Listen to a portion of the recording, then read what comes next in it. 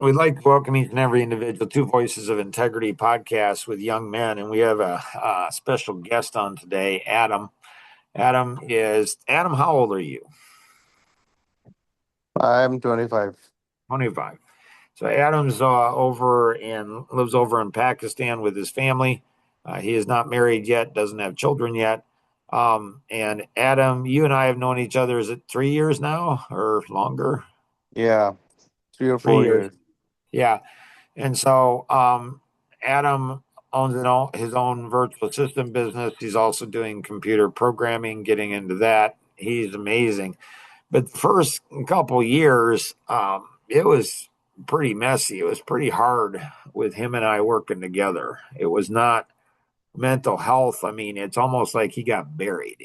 He wanted to quit multiple times, and I wanted him to quit multiple times. I did not enjoy working with him. He did not enjoy it. Not as a person, it's just his mindset was a weak mindset, a low level mindset. There's always a reason. He was inconsistent, undisciplined, and everything. And so the reason that I invited him is Kenny's just relentless, just relentless. I mean, it's like every time I talk to Kenny, I'm like, Kenny, you don't have to be so hard. But every single time I talk to him, he's like, Mark, how do I ratchet it? Like, how do I ratchet it? How do I learn? Like, how do I when I make progress and moving forward? How do I go ahead and learn and not slide back? How do I take 3 steps forward and 2 back rather than taking 1 step forward and 3 back? Like, how do I do that? And so, Adam, do you have any ideas on how you seem to have been able to ratchet it where you learn and you don't slide back? Uh, Not completely, but there was few things that impacted the most.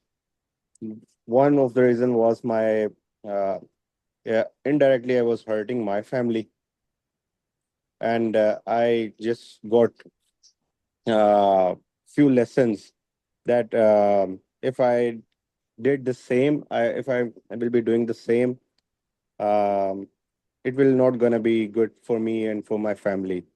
Uh, Obviously, for LMI as well.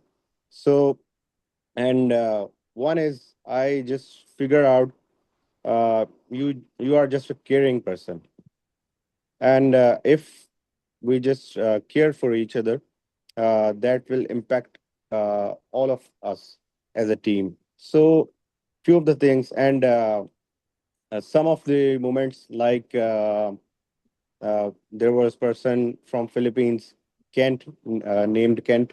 So I got a huge lesson from him not to be like him. So I was like him before, but it was a huge moment to change my mindset. After How that, did you now, yeah. how did you have the humility to like Ken, the poor guy, he's a mess. Like most people, and especially like how did you have the humility to say, you know what, I'm like Kent? How did you get that? How did you have that humility? Mm, I'm not exactly sure, but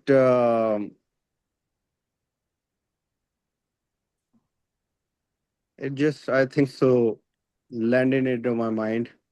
So this is not gonna work for me if I will be doing the same.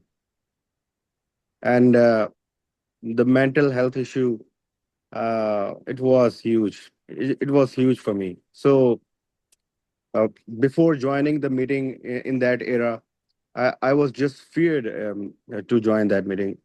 So it was really, really scary moment. Those moments were really scary for me. So uh, and figured out that if you do the task daily, uh, and uh, the task you are doing, if you think around it, and what you need to be done, and other things that it connects back into. So the things you need to think broadly into another dimension, I think so. So doing the same thing is good, but doing it the different way and uh, making the conditions understandable for you. So those are the things I think so. I just got it at that time. So, yeah, my mind is racing. Like there's just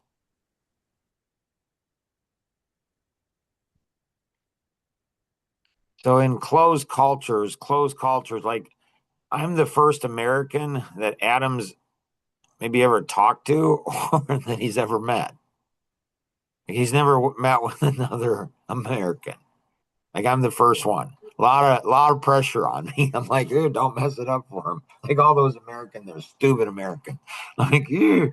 Um, so there's culture difference, but in closed cultures, like in Pakistani culture or in the Amish culture, um, or in the Baptist culture, how I was raised, you're pretty special because you're part of the culture. You're part of this group. In the Amish, it's interesting because you're really amazing. Like once Kenny and I were talking to a gentleman who was in his 80s, and Kenny was thinking, am I going to join the Amish or not?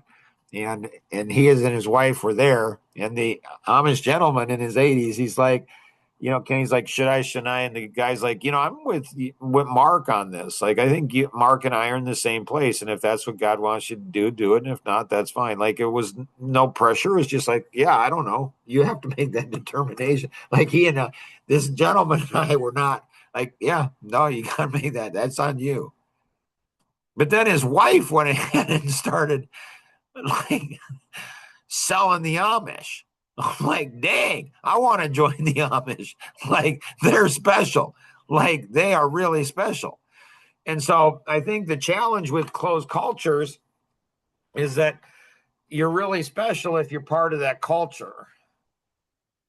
But if you leave that culture, you're nothing. You're a piece of dirt, like, or something else. Like, like your identity is in that culture. You become a slave. You become a slave. And so, like, and everything that bad happens to you in your life is because you're not part of this. See, we told you, like, it's like, so I don't want to get off too much on that. I want to ratchet it in. And so I think with the amiable personality, like what I heard, like Adam realized I'm hurting my family.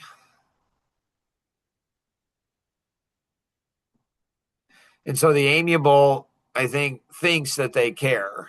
I'm I'm becoming more and more aware that I'm not so sure. Questions any of you have for Adam?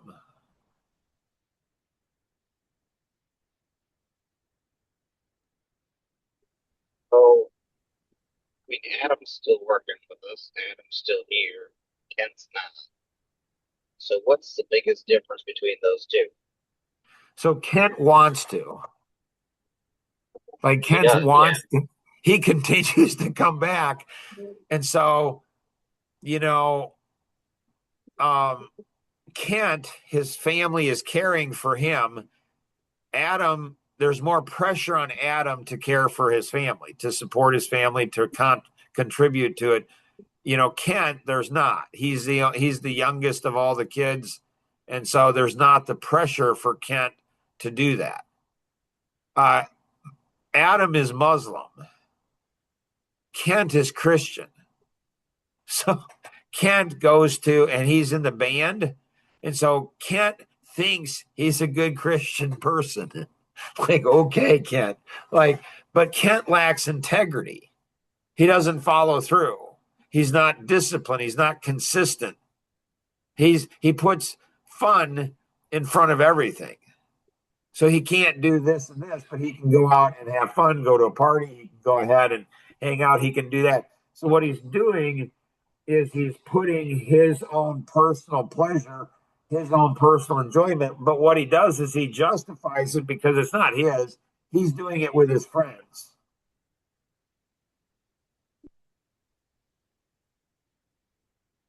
And so, Kent, I just, he's not ready for marriage. And I shudder to think that if a poor girl were to marry him, Adam's going to be an amazing husband and an amazing father. He's going to be strong. He's going to be like my dad, strong. He's not going to be like Mark, which is fine. He's going to be strong, but he's going to be strong in his own ways. It's going to be a quiet confidence. And it's like, he's going to be considerate. He's going to make an amazing, the young lady that snags Adam is going to be a very, very blessed young lady. She just will. Other questions for Adam? How do I be like Adam? So you don't have to be like Adam. I think I know what you're saying. Like you want to be an amazing husband and you want to be an amazing father. So you can do that. You'll do it differently than Adam would, differently than I would. And so the character, what's underneath the character, like when you look at flawless thinking model, it's curious questions, but there's humility there, tremendous humility. And I think it's hard for men to have humility. What's weird is they don't have confidence. So, you and Kenny were raised Amish. And so, and so it's interesting to see the Amish when there's Amish guys coming, young men, a bunch of young Amish men, got young guys, and how confident they seem, but I can see through it, and they're super insecure, but they come off as being confident. They actually think they are, but not so much. And so the humility, I think, is really, really important. So, with you owning your own company, Luke, it's helping you to realize how selfish you are. Like, everything kind of goes in, your benefit. You're always, um, it's always benefiting Luke. Like your default is to be benefited. And I think you see that, right? Yes, So that's to an good. extent. Yeah, it's more than what you see. But at least like I can say it to you. I don't have like, Luke, you're really selfish. You really are. And I don't have a concern he's going to get all upset or angry with me or anything like that. I don't have concern about that. So you are more than you realize. And so the more that can get beat out of you or trained out of you or disciplined out of you before you even start dating, the better. And definitely before, marriage. And so Hmm. a woman is designed to be responsive. She just is. Um, and so a woman, yeah, it's complicated. So, because there's women on, I probably won't say. So, if I was talking to men, I'd beat the living daylights out of them. If I was talking to women, I'd beat the living daylights out of them, but in a nice way, obviously. Women, they're super selfish too and super egotistical, and they're a mess. They're as much of a mess as men are. And so when you have two messes coming together, it's messy. It's messy. And I think it was Alan Stein. He's Jewish. He introduced me to Jewish princesses. Like there's you're a Jewish princess. You just think that you're a princess. I've got one of my daughters who was born a princess, and she still thinks she's a princess. It's fascinating. Every every woman wants to be a princess, and every man wants to be a prince. And so, um,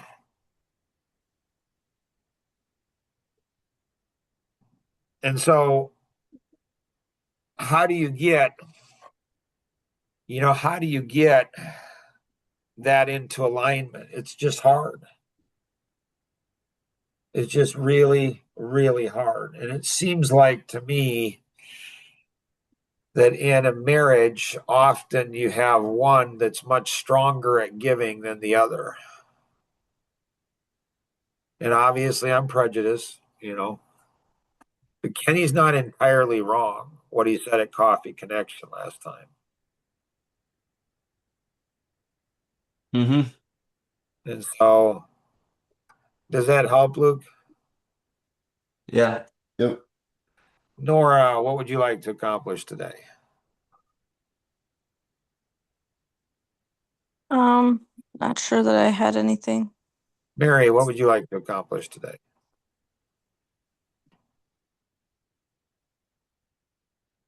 Not sure. Kenny, what would you like to accomplish today? I think I got it last night where we had a long day yesterday. Um, and at 9:30, I was like, yep, I still didn't get my emails. Yeah, I had to get up early this morning, but yep, I'm gonna do it. Didn't want to, but I did it. And it's not like I don't think so. It's not bragging. It's just that's Right, because you got the rest of your life. Right? Right. But you do one rep. That's good. That's good. You've never been, I don't know, 250 before. Okay, good. You got one rep. And so this is the thing, you've got the rest of your life. And so, how many days can you go ahead and do that? Consistency. So the three C's for building strong men is consistency, consideration, and equal competence. So consistency plus considerations equal competence.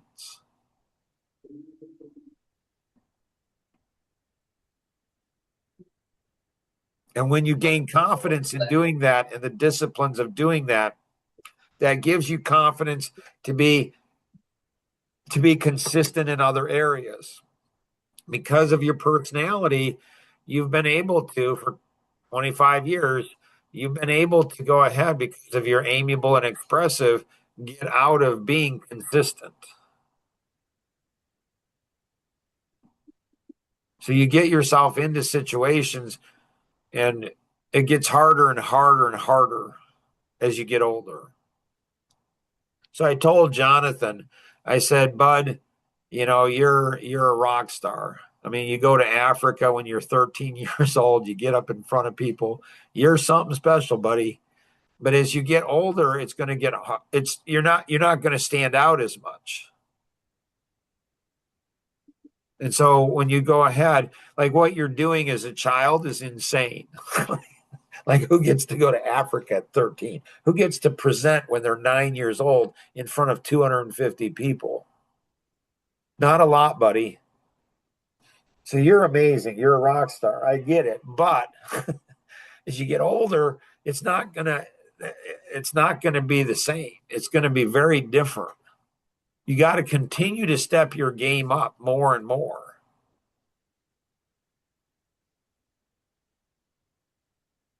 Adam, anything you want to accomplish, sir? Uh, I don't think so. So, last night, like I'm going through a lot now. Holy cow!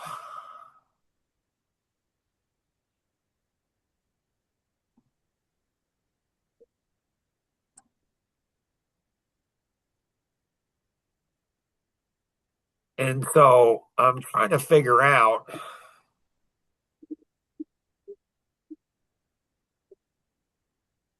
Like I'm trying to figure out, like there's something in this gap that I'm not seeing, and I had it in my mind. Maybe it'll come to me in the friendship podcast. I don't know. I kind of lost it, but it's like I tell my kids, my teenagers, I'm like, you're right. Dad's wrong, but not in the way you think I am. You're right. Dad sucks as a dad, but it's not in the way you think it is.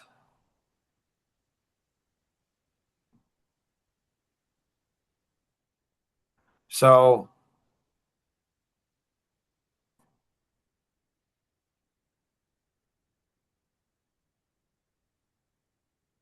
so Alan and Nancy, they went ahead and said that they thought I lost, two of their key people. I'm like, how did I do that? like, I didn't spend time with them every day like you guys did. Um, and but it's why does that resonate with me so much? It's always Mark's fault. No, like why does that like I'm trying to find the truth in it. And I said, what do you mean? And they're like, you went ahead, you went ahead and told them how amazing they were. I'm like, okay. And they actually believed it. I'm like, okay. And I'll never forget my father-in-law. We were fishing once. We only fished 2, 3 times. And once we were fishing. And he says, your kids think they can do anything in the world. They think they can. And I knew what he was saying, and he was right. And it's like, because as a parent, how do you go ahead and teach deep confidence with deep humility? Sheepers.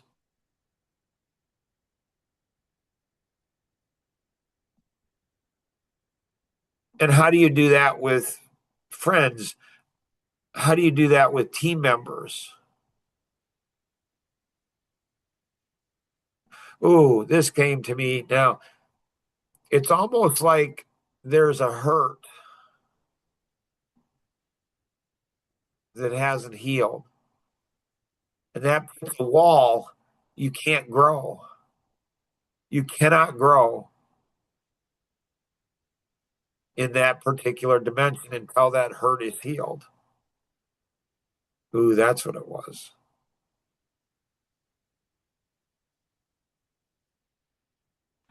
And so what happens is somebody comes along, and in the I don't know about Nora, I won't speak for her, but there's been multiple times that I'm like, yeah, I'm ready to, be done with the friendship, the podcast. Like, yeah. But one of my rules is always go, never putt short. And so never putt short. Always don't like do it at least another month, 2 months. Like just do that. And I did. And that's when the real breakthrough comes. And so Rosanna, she went ahead and said, she read a Facebook post a few months ago. When trauma gets triggered, you don't act your age, you act the age your wound was created. Think of it this way. Your mind is a house, and somewhere in that house, there is a locked room that haven't been opened for years. Something happened in that room when you were 8, 14, the younger version of you. Something happened in that room. So what you did was turn off the lights and shut the door, and you kept on living in the rest of the house. But that room doesn't disappear. It just waits. The moment something enters your mind and it sounds like that old fear, the door comes barreling open, and all of a sudden you're right back at that age that the hurt happened. And that's why you shut down.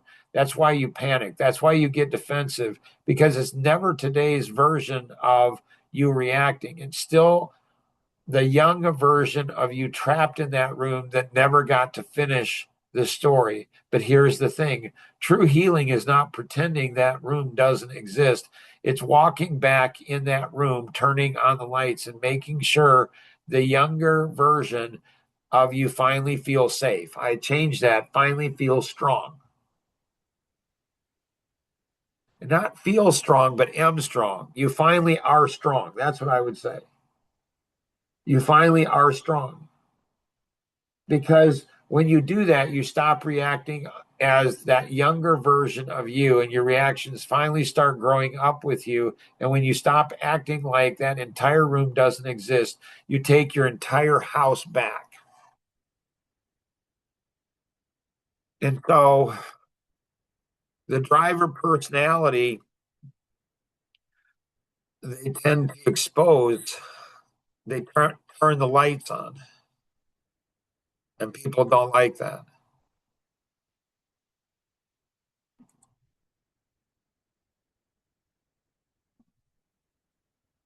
There was more in my sleep. I don't know that it's going to come back for the friendship. But I woke up this morning and my mind was racing. It was just like, so it's like I'm so close to finding it out, so close to finding out what is that gap there. What,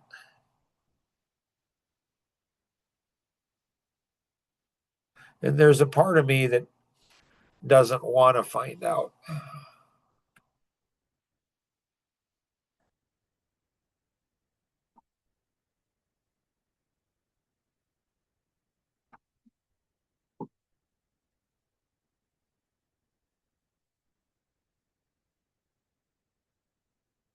And you all know why, but you don't know why.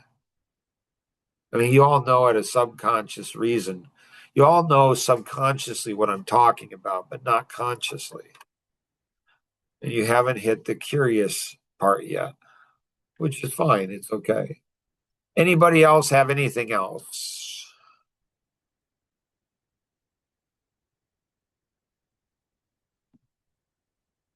No. Oh, thank you, Adam, for being on. That was helpful. The ratchet principle, we make, we take 2 steps forward. Let's not take 3 back. Let's not take 2 back. I mean, sometimes you got to take a step back to take 3 steps forward. But the ratchet principle, it's true for everyone. I think it's especially true potentially for the amiable, maybe amiable analytic, expressive. And as Kenny said, not the driver because they're perfect. So I'm not going to disagree with Kenny. So if you have any questions, connect with the individual. Always invited you to participate. Always remember we can accomplish so much more together than we ever could on our own. Have an amazing day. Bye bye.